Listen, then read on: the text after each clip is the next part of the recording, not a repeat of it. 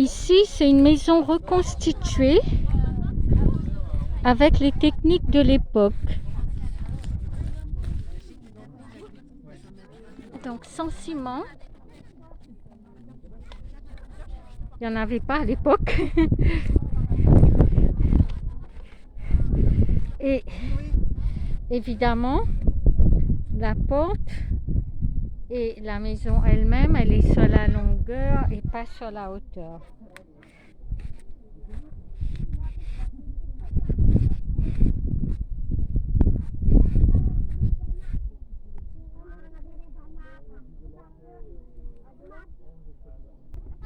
Donc elle a été bâtie en 1983. Il n'y avait pas de vestiges archéologiques et sa toiture a été refaite en 2008.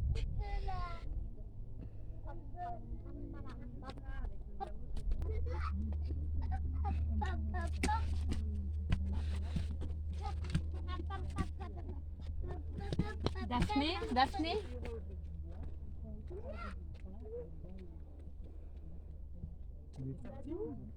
Ça tient même à l'appuyer tout ça. Parce que l'argile est sûrement de bonne qualité. Et après le toit avance, non? Le toit avance un peu. Maman, le collier de Pranouc. Où est le petit four? Où y a le petit four? C'est vrai que nous, ça va pas. Où y a le petit four? Mais après, avec le temps, tu vois, ça part un peu. Alors, On peut mettre des couches. Bonjour. Des couches bien épaisses.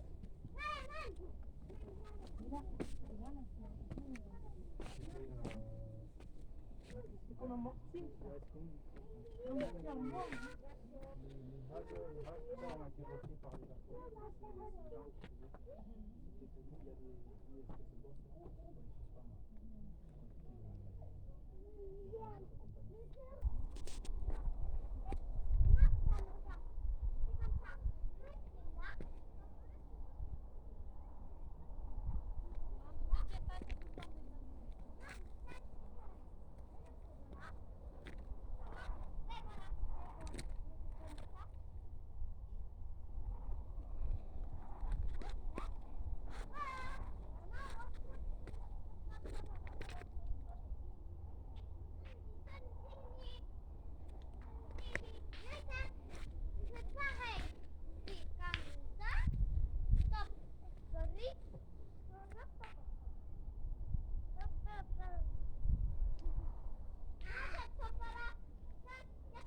Là, on a un métier à tisser.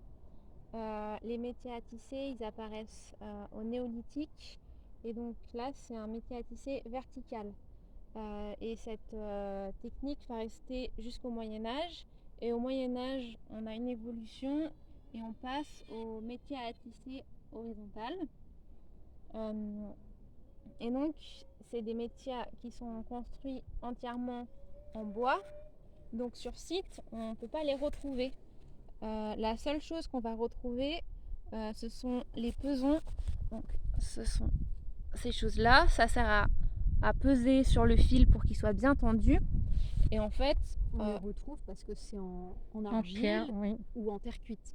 D'accord. Il devait y en avoir aussi en pierre, sûrement. je sais pas. Peut-être tissé à l'époque. Donc le principe, c'est toujours le même principe, dessus, dessous, dessus, dessous. C'était quelque chose de très long, donc ils l'ont mécanisé. Donc les fils jaunes qui étaient dessus vont devoir passer dessous au bout d'un moment. D'où ce principe de barre de lisse qui est là, la barre que je vais tirer vers moi. Donc, les fils jaunes sont maintenant dessous et les fils rouges dessus. Le fil de trame va devoir être remonté pour pouvoir former un maillage serré. Et donc là, avec une barre, le principe c'est on resserre les mailles parce que plus la maille est serrée, évidemment, et plus le Et tissu ça, sera c'était solide. en quelle époque qu'ils avaient déjà inventé ça? Le néolithique. Néolithique. Donc ça veut dire que ça fait très longtemps que nous sommes intelligents. Là, évidemment, c'est pour faire à manger, pour cuire les repas. Donc c'est des trous. Autour, on met des pierres. Ensuite, on rajoute du bois. Et on fait griller les sangliers pour Astérix et Obélix.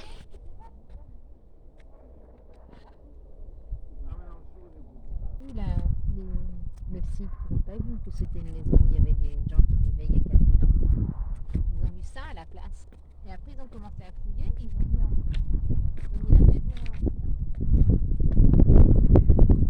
Et ils l'ont reconstitué.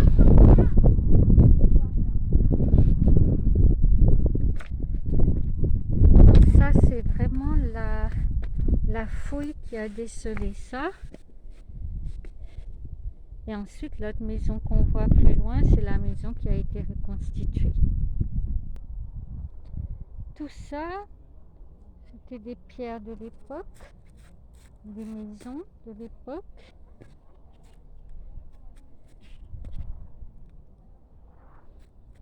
On distingue parfois encore les formes de murs, de murets plutôt, de l'époque.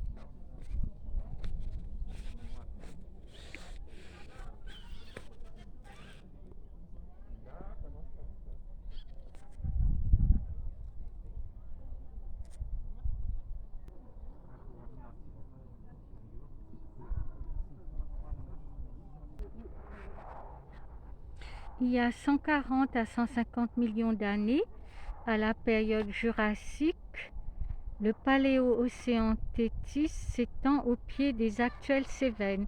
Au fond de ces eaux peu profondes se déposent de fines particules qui constituent la roche calcaire que nous voyons ici. Il y a 45 millions d'années émergent les grandes étendues du calcaire.